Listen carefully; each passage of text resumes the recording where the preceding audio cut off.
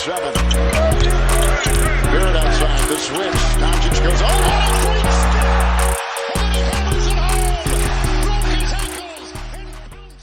Yo, what's going on, guys? Welcome back to a brand new video. I hope all is well. Thank you guys so much for tuning into this video. I really do appreciate it. So the New York Knicks played their very first preseason game of the 2022-23 season. And in this one, we took on the Detroit Pistons at Madison Square Garden. We came out with a commanding victory, winning 117-96. And yes, it is just preseason, but I was pleasantly surprised, or I was very happy to see the overall effort from this group.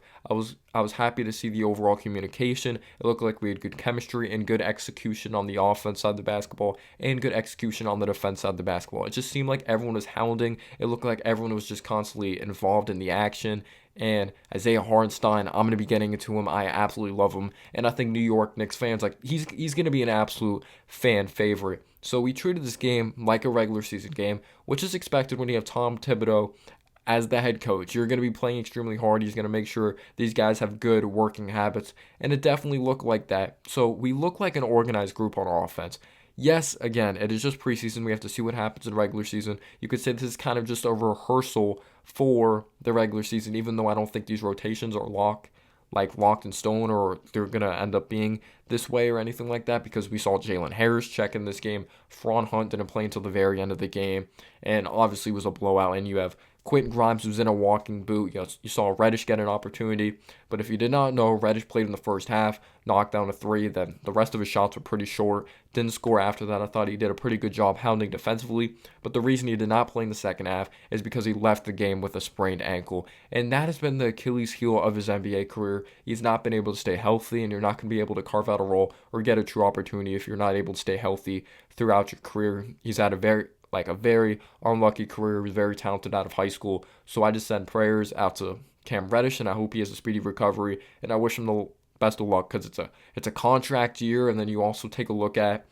yes, Grimes doesn't have a serious injury, but it was Cam's time to shine and show that he is worth something in this league. And then he goes on to get hurt. Even though I didn't think he played that well before the injury, it just absolutely sucks for Cam Reddish.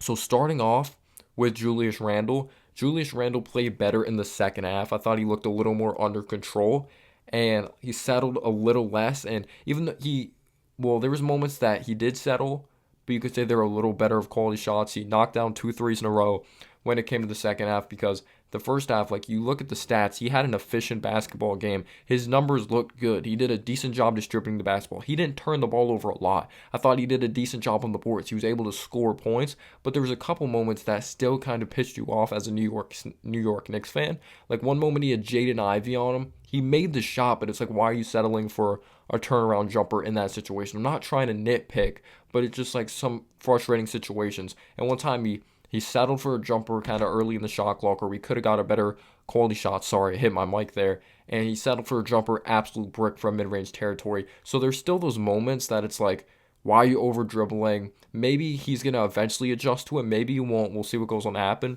But we have stability at the point guard position, or at least I think we will, for a decent amount of time, or hopefully for a long time, that you don't have to over-dribble. There's not as much pressure on you. You have someone else that can create offense for you.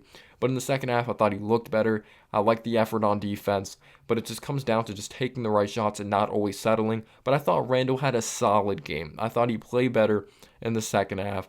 And you just want to see effort from Randle. And you want to see him make smarter plays out there on the basketball floor. So I'm going to be talking about Jalen Brunson. He set the tone in this basketball game. Jalen Brunson was absolutely fantastic. I can pull up his stats here, but I'm going to be getting into the details of how we got these points as well, which was so impressive. So when you take a look at Jalen Brunson's stats, in 20 minutes of action, efficient. Remember, one of the most efficient finishers in the league, and just in general. 16 points he had. He had 5 assists. He had 1 rebound. He had 1 block. He was 2 of 4 from downtown, and he was 7 of 9 from the field. So he set the tone right out the gate. I believe he scored our first points, got to the rack, Very nice bucket. And then he had another play that I really liked that he drove down the lane. There was an unpredictability in this play, and he finished on the other end. And you could just tell he's going to make such a great impact with this New York Knicks team when it comes to unpredictability with his hesitations, his shot creation, because we've needed shot creation or consistent shot creation at the point guard position for such a long time, and someone else that could distribute the basketball and realize I don't always need to score the ball. So he brings us a good balance of scoring and also distributing the ball. My favorite play of the game, he had Cade Cunningham kind of in the interior, a little in mid-range territory. Nice hesitation moves, nice ball fakes, and he just had the most difficult floater over Cade Cunningham because Jalen Brunson's only 6'1", but Cade Cunningham is 6'6", so there is that mismatch there. But he's a solid bag that he's able to score up against a different types of personnel, and we were kind of scared on the defense side of the basketball. You could say Cade Cunningham was kind of rusty in this game, but Brunson had a very nice possession that he was able to front Cade Cunningham and not able to really position himself on offense. Cade Cunningham, yes, Brunson's again only 6'1", but he's a strong dude. Like, he's built like a brick house. If you see Jalen Brunson's physique, and even when there would be mismatches and Cade Cunningham would post up, there was good communication that RJ was called over, or he just knew, I'm coming over to help. Mitchell Robinson, I'm coming over to help. But Jalen Brunson knocking down threes from beyond the arc. He knocked down a very difficult shot off the dribble from like deep 2 territory, just driving down the lane. He played physical. He played hard. I thought he really played his ass off and made the right reads out there on the floor. And I'm very excited to see what Jalen Brunson's going to continue to bring to the New York Knicks. It's just going to be awesome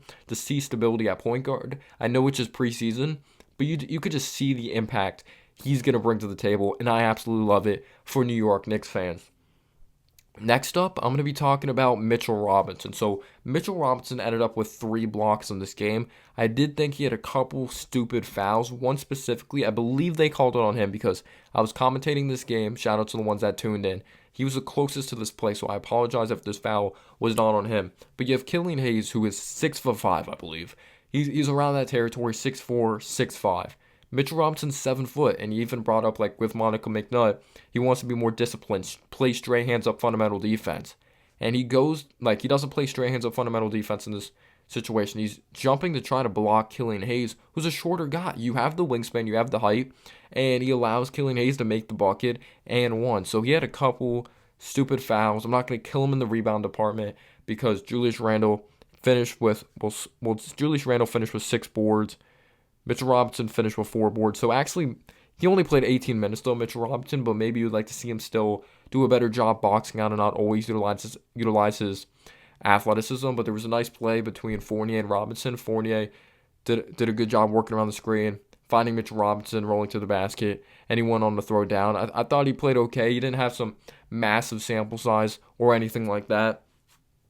And RJ Barrett. So bringing up RJ Barrett, I mentioned in my preview video I wanted to see some shot creation off the dribble, like shooting jump shots off the dribble. We didn't see that, but he was extremely efficient from beyond the arc, which I love to see. I believe he was like 3 for 5 or 3 for 6 from downtown, and like a couple of those shots were pretty contested, and his shot looks a lot more fluid this year. And when he got to the free throw line, he knocked down both free throws, which I was very happy to see. He finished pretty well around the basket. He ended up finishing over with like 20. He had over 20 points in this ball game.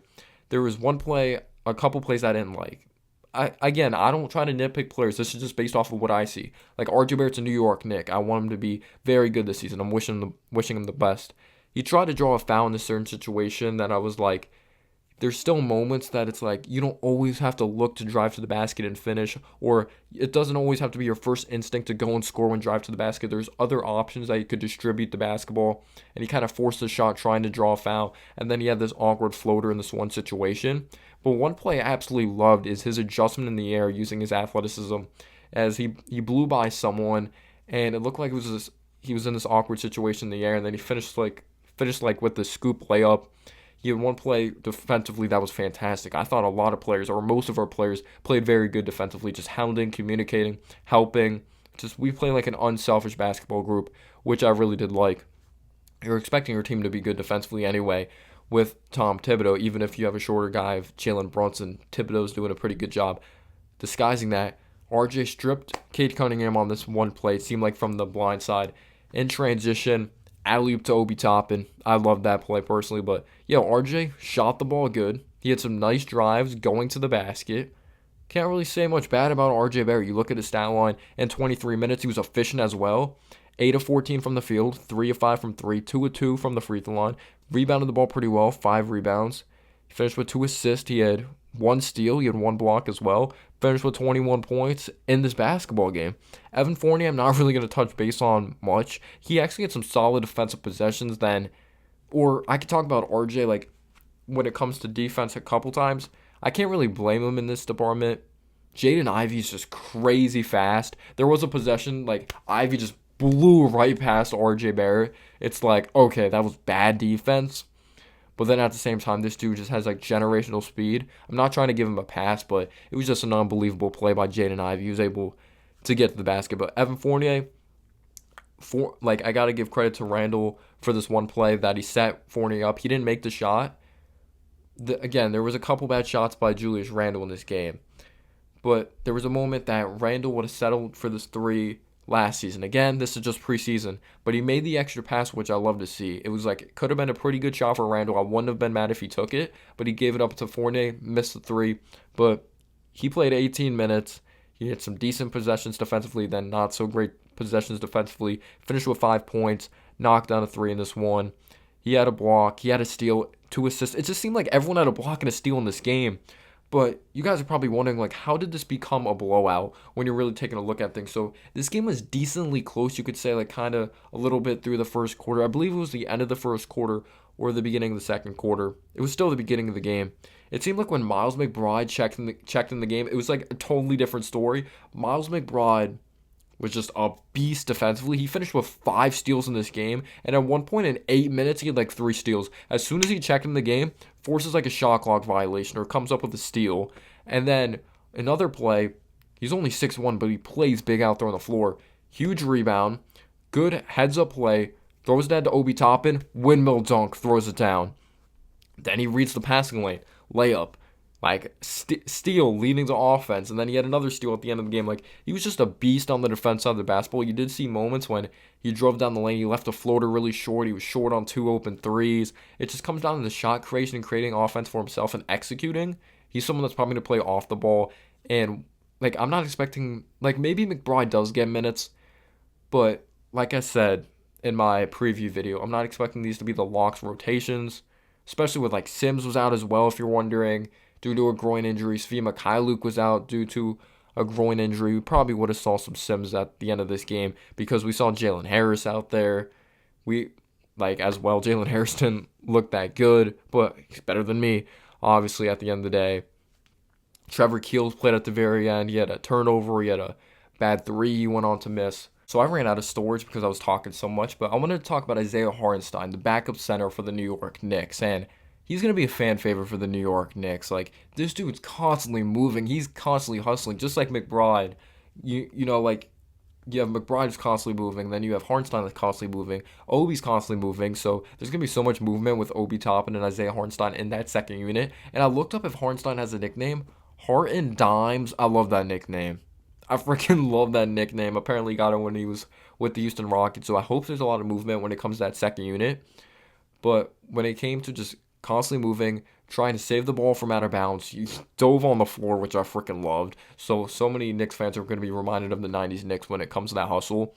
And the thing I loved was this really strong drive to the basket, just seeing some mobility, seeing some off the dribble at the center position, I thought was pretty cool because Mitchell Robinson, when he was out there, I didn't see a hook shot. I didn't see any post move at all or anything like that. So maybe he hasn't been working on that, or maybe he just wasn't given the opportunity to do that tonight. But if Hartenstein could just continue to bring us something we don't have, I'll be happy with it at the center position, and it makes up for what Mitch doesn't have. And in a Clippers uniform, remember me saying he didn't make threes in pressure situations. Like, his team would either be up 20 or the Clippers would be up 20 or they'd be down 20. He shot 70% from the free throw line or 71%. So it did show indication that he does have a solid touch. He knocked down 2 threes in this game when it was a ball game. And those threes were awesome. They were very close together as well. And I was just pumped up seeing a big man hit threes for this team because he has skill. Like, you see the energy he brings, the tenacity he brings, just constantly hustling. He's a solid passer with good vision. He can knock down the 3 from the outside. But I wonder if he's really going to shoot those in the regular season. I'm very excited to see if that's actually going to happen. But I thought Hartenstein played very hard. This is my first time looking at his stat line. He had 8 points, 7 rebounds. He had 2 steals. He had 1 assist. He was just constantly moving. We out-hustled the Pistons, and the Pistons at the end of the day are also an inexperienced team. But, yeah. So let's now talk about Emmanuel Quickley. Quickley played with Rose. Rose played for a little bit in this game. I don't think he got hurt. I just think they're limiting his minutes. I thought Quickley played strong driving to the basket, and it was very unique seeing him miss 2 free throws because we know he's one of the best free throw shooters in the league since he's entered the league in those first 2 years.